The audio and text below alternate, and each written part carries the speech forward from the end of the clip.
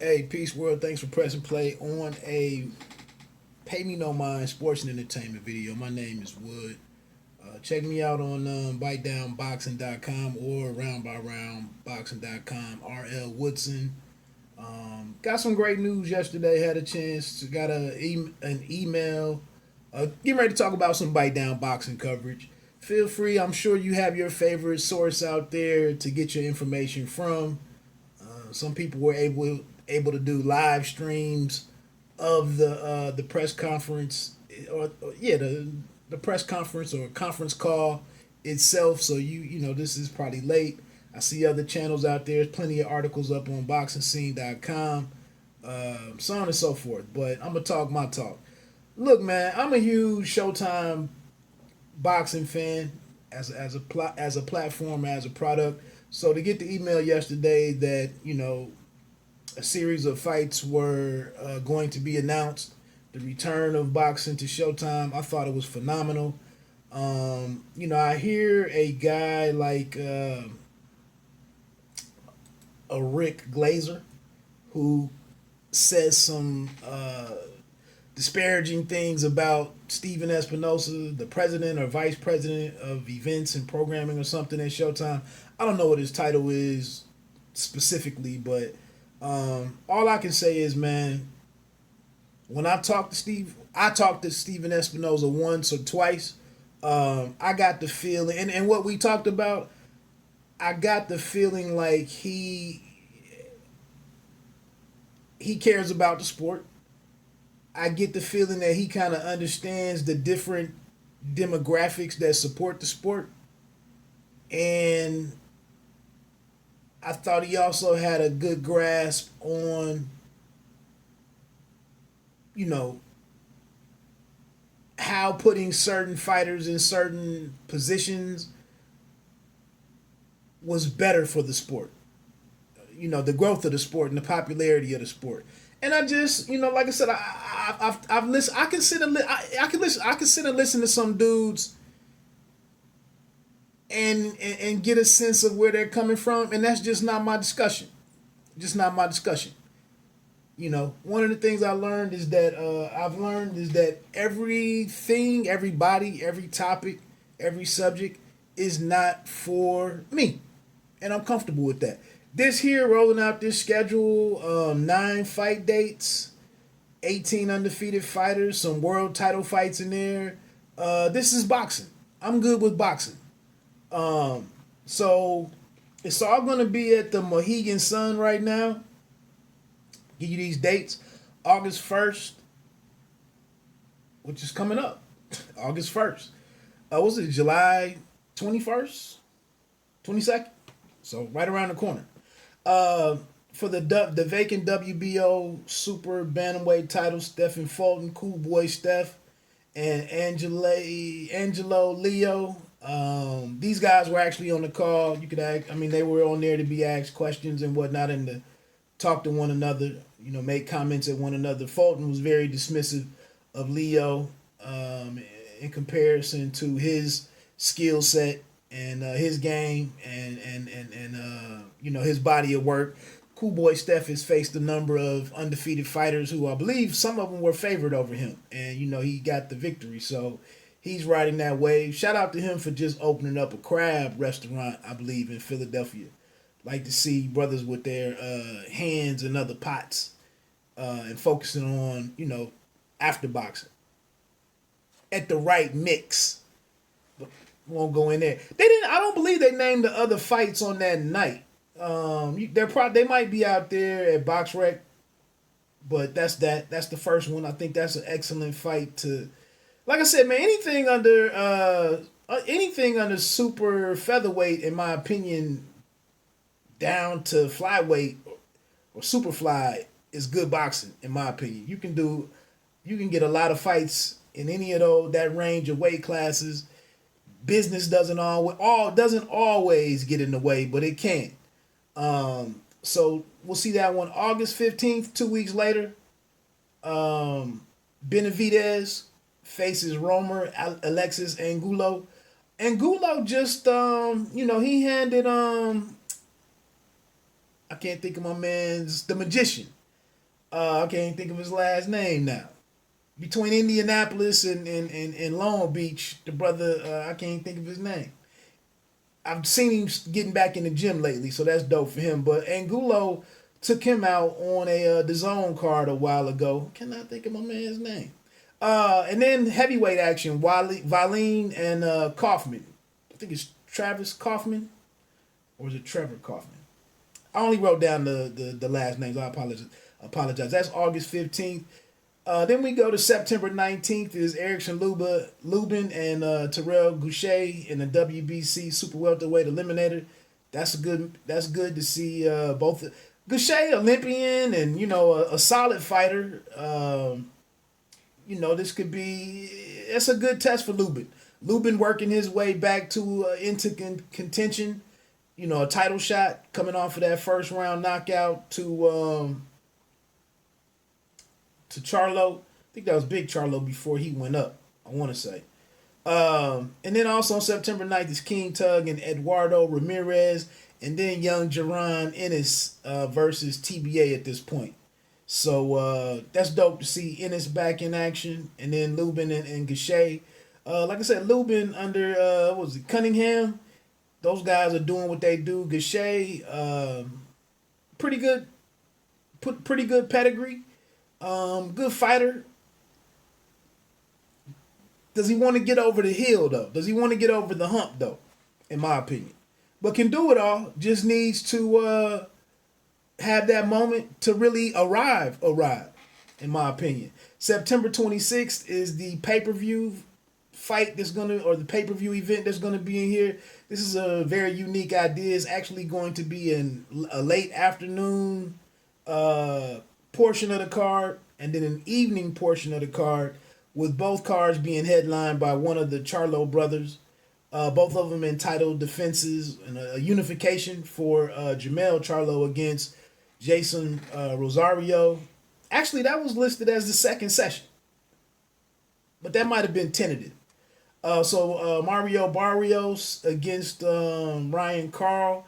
It's kind of strange to see Carl still in the top 15 at super lightweight, but it is what it is. And then Daniel Roman comes over to PBC. Good to see Roman back. His opponent has not been named at this time. And then in the first half of that will be Jamal Charlo versus Sergey Derevianchenko. That's a good fight. And this is all for one price. 2 different sessions, all for one price. I don't know how, I don't know none of the details of what's going to be in the intermission. But it is 3 fights on each half of it. Omar Figueroa versus Damian Vasquez. I forget what that third fight was on the afternoon portion. But I think that's pretty dope. I'm not a huge fan of pay-per-views, but I tell you what, I don't hate that lineup. It is 2 title fights, and it is 6 decent fights. And so, as a responsible fan, as a huge fan of boxing, I don't really have a problem with that one right there. And I put my money behind it. October 10th, Sergey Lipinets and Abdu Kakarov, Kudratillo, Abdu Kakarov. I thought Kakarov was already like the mandatory for Errol Spence Jr., his IBF title. But that's a tough fight for Lipinets. Abdu Kakarov last beat Luis. Damn, what's Luis' name? Not Angel. Don't mind bad, man. I'm not even gonna click on it real quick. That's a pretty good matchup. October 24th is also an excellent fight, and I'm glad that this is when I listen to a Steven Espinosa. I feel like the decision to not make Gervonta Davis versus Santa Cruz pay-per-view, you got to get a fan something. Sometimes you got to get a fan something, and I don't feel like that was really a pay-per-view fight. I wasn't buying it. I don't feel the need. Boxing has got to give people value and quality, and that's one thing that Espinosa spoke to. They kind of tried to make it sound like even though Top Rank has already been back, they kind of dismissed those fights and stressed that these are real big time fights, real championship fights, and they are. But you're coming a month and a half or 2 months behind Top Rank, leading the way back and kind of setting the getting the protocol all in place and holding fights in this new era with the constant threat of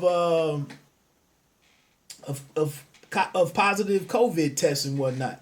So Gervonta Davis and Leo Santa Cruz on October 24th, November 28th. And then you got to look at how these are stretched out.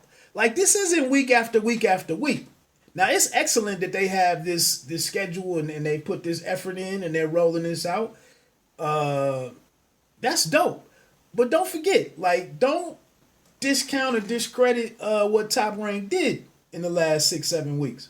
November 28th, prime time, Chris Colbert against Jaime Arboleda. Good to see Colbert back.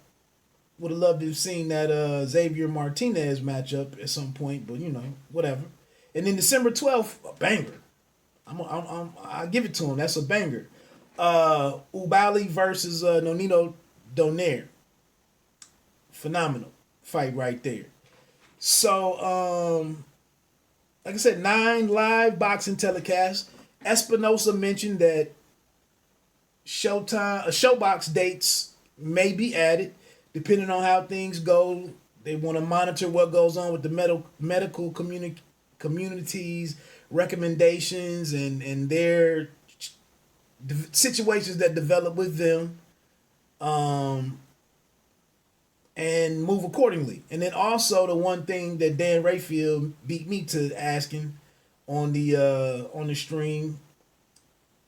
It's hard to get in front of that guy, which was a good question from him. That's where I was going.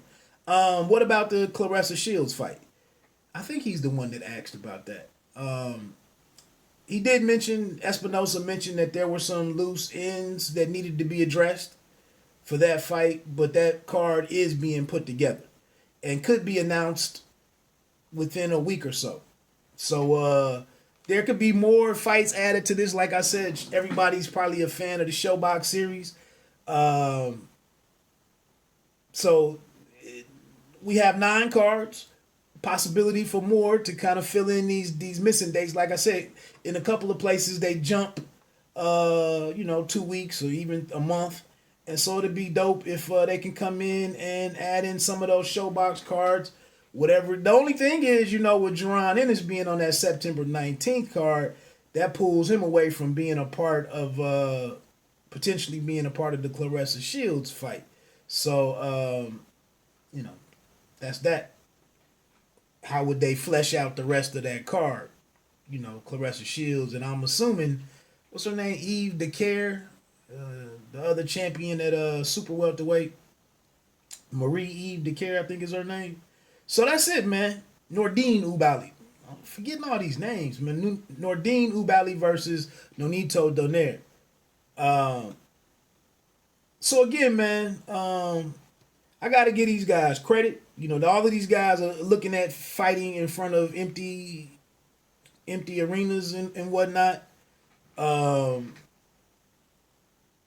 These guys should be credited for accepting these challenges, getting back to work.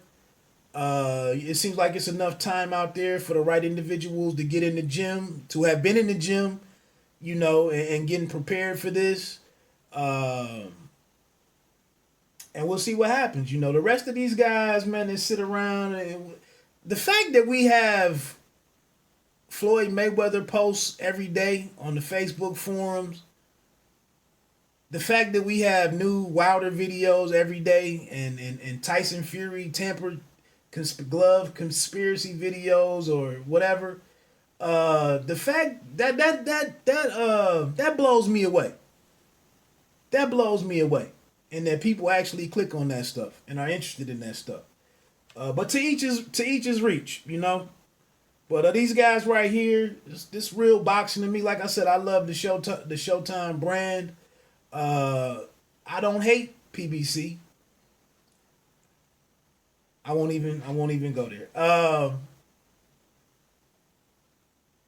Yeah, so it's in a partnership, and it's just funny to me that Fox isn't leading the way, and this is why I said I tip my cap to Steven Espinosa, man.